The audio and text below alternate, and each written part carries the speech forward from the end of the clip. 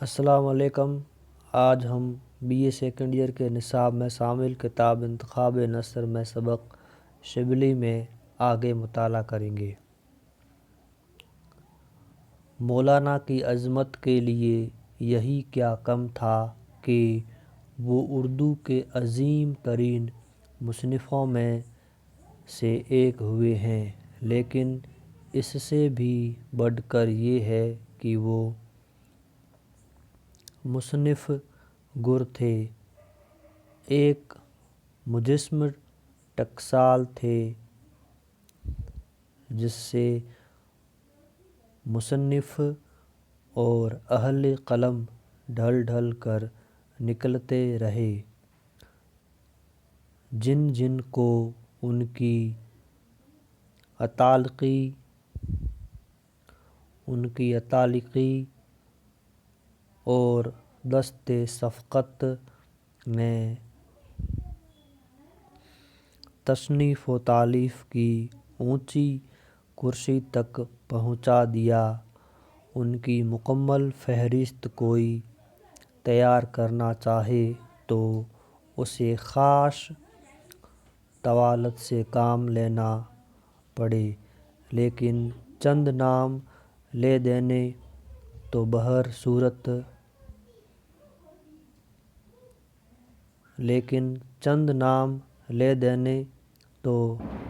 صورت واجب ہے، اور چند کیا معنی، جو نام سر فہرست ہے وہ ایک ہی ایسا ہے جو شاگرد کے ساتھ خود استاد کا نام بھی چمکا دینے کو کافی ہے۔ اس ایک سے مراد آپ خود ہی سمجھ گئے ہوں گے کہ مولانا سید سلیمان ہیں، جو حقیقی جانشین شبلی اعظم کے رہے۔ ندوہ اور اس کے دارالعلوم ہی کے سیاق میں نہیں بلکہ اس سے بھی بڑھ کر تصنیف و تالیف کے سلسلے میں، اور پھر آگے چلیے تو نام مولانا عبدالسلام مرحوم ندوی اور مولانا عبدالباری ندوی، سلمہ اللہ اور ضیاء الحسن علوی مرحوم، اور مولوی اکرام اللہ خاں مرحوم، سید ظہور احمد وحشی مرحوم، اور حاجی معین الدین مرحوم، اور پروفیسر عبدالواجد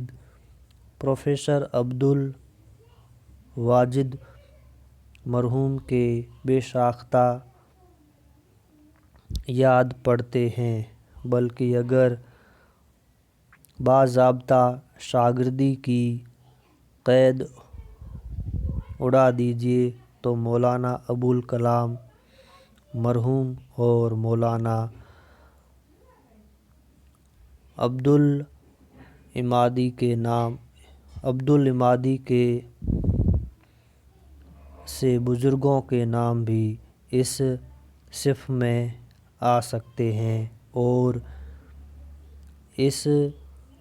مقالہ نویس کی جو کچھ پوچھیے ہی نہیں۔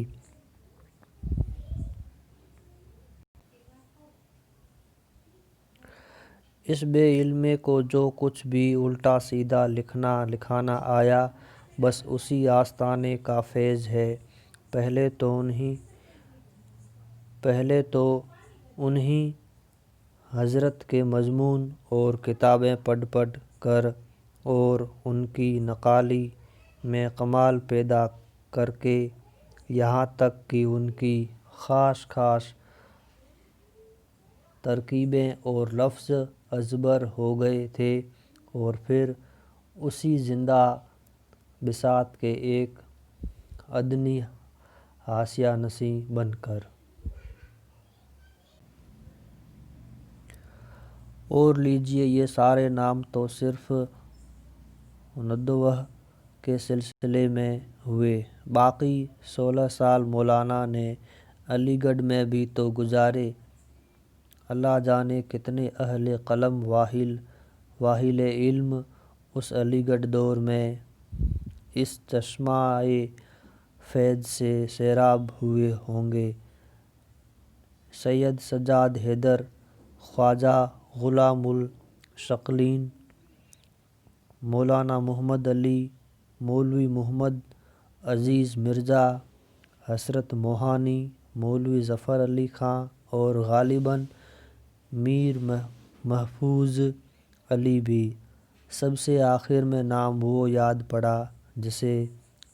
سب سے پہلے یاد آنا چاہیے تھا، یعنی بابائے اردو ڈاکٹر عبدالحق۔ اسے یہیں ٹانکے دیتا ہوں۔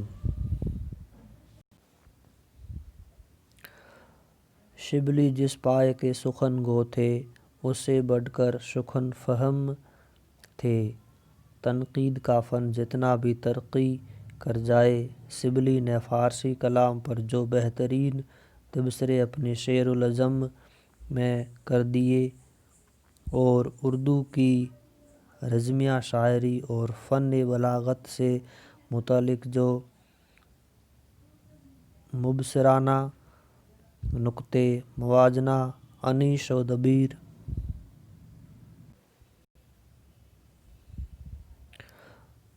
میں سپرد قلم کر دیے ہیں، ان سے کوئی طالب علم چاہے ادبیات فارسی کا ہو یا ادبیات اردو کا، شاید ہی مستغنی ہو سکے، اور طالب علم تو خیر منتہی ہو جانے کے بعد بھی طالب علم ہی رہتا ہے۔ ان موضوعوں پر جو اچھے منجھے ہوئے اہل قلم ہیں وہ بھی ان کتابوں سے روشنی حاصل کرتے رہیں گے۔ اسی طرح جو فلسفہ اور عقلیات پر لکھنے لکھانے کا حوصلہ رکھتے ہیں، ان کے لیے بھی مخلصانہ مشورہ یہی ہے کہ الکلام وغیرہ کو دلیل راہ بنائیں اور اس جڑ کو پکڑ کر اس میں پھل پھول جتنے بھی چاہیں پیدا کر لیں۔ واقعات نگاری کے لحاظ سے الفاروق نمونے کا کام دے گی اور سیرت النبی کی تو بعض عبارتیں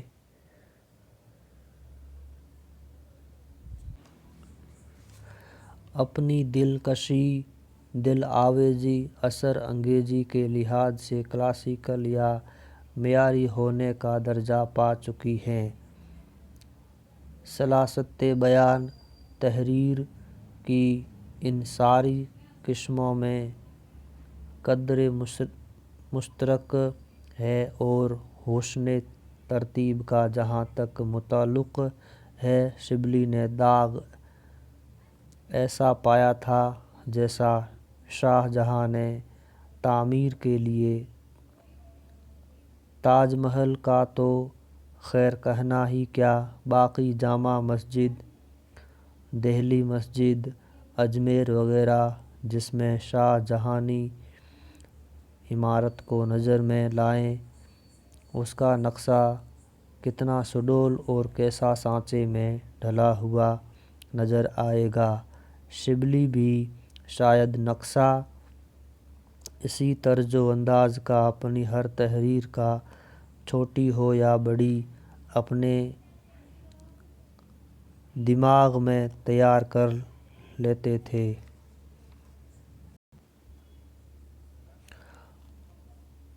اور رفتہ رفتہ یہ چیز ان کے لیے ایک امر طبیعی بن گئی تھی۔ کچھ جملے دوبارہ پڑھیں گے۔ شبلی نے دماغ ایسا پایا تھا جیسا شاہ جہاں نے تعمیر کے لیے تاج محل کا تو خیر کہنا ہی کیا، باقی جامع مسجد، دہلی مسجد، اجمیر وغیرہ جس میں شاہ جہانی عمارت کو نظر میں لائیے، اس کا نقشہ کتنا سڈول اور کیسا سانچے میں ڈھلا ہوا نظر آئے گا۔ شبلی بھی شاید نقشہ اسی طرز و انداز کا اپنی ہر تحریر کا، چھوٹی ہو یا بڑی، اپنے دماغ میں تیار کر لیتے تھے، اور رفتہ رفتہ یہ چیز ان کے لیے ایک امرتبی بن گئی تھی۔ کسی خاص غور و فکر، سوچ بچار کی ضرورت ہی انہیں نہ پڑتی، خود بخود وہ ڈھلا ڈھلایا خاکہ ان کے ذہن میں آ جاتا اور آگے قلم روانی سے چلنے لگتا۔ ہر تحریر کی جان حسن ترتیب ہوتی ہے، شبلی کے ہاں اس کی کمی نہیں۔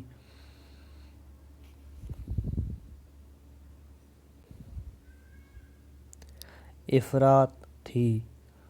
ہر بات ایسی نفسیاتی ترتیب کے ساتھ بیان کرتے کہ سیدھی دل میں اتر جاتی، ذہن پر بار کہیں سے نہ پڑنے پاتا، اور پڑھنے والا کم سے کم پہلے ہلے میں تو نیم مشہور سا ہو کر ان کا ہم خیال بن ہی جاتا۔ شرافت اور متانت، یہ دو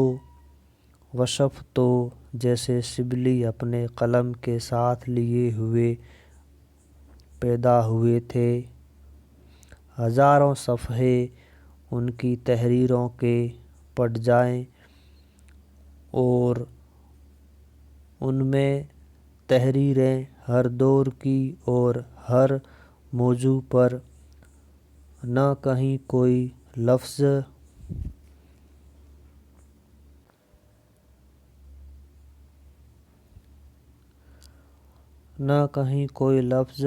مبتذل ملے گا، اور نہ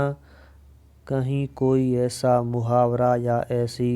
ترکیب جس کا سننا شریفوں کے لیے باعث عار ہو۔ شبلی روح فتوح والے، شبلی تو خوش ہو کہ آج تیری یاد منانے کے لیے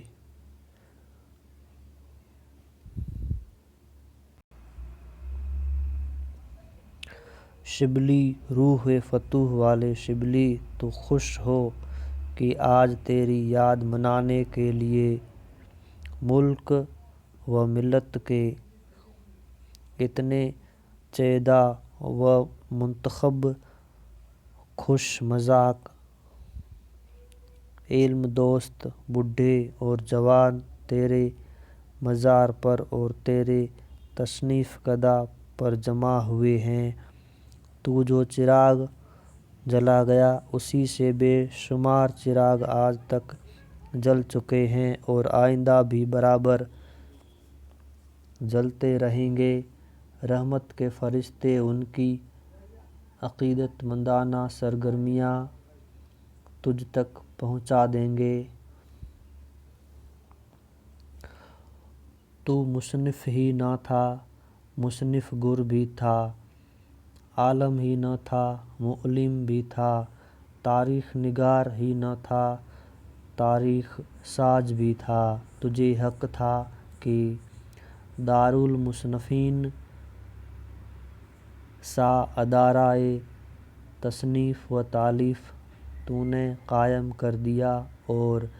دارالمصنفین کا حق ہے کہ وہ تیری یاد کی شمع روشن رکھے اور تیری ہی راہ پر چل کر ملک و ملت، دین و علم کی خدمت اسی طرح بجا لاتا رہے۔ شکریہ۔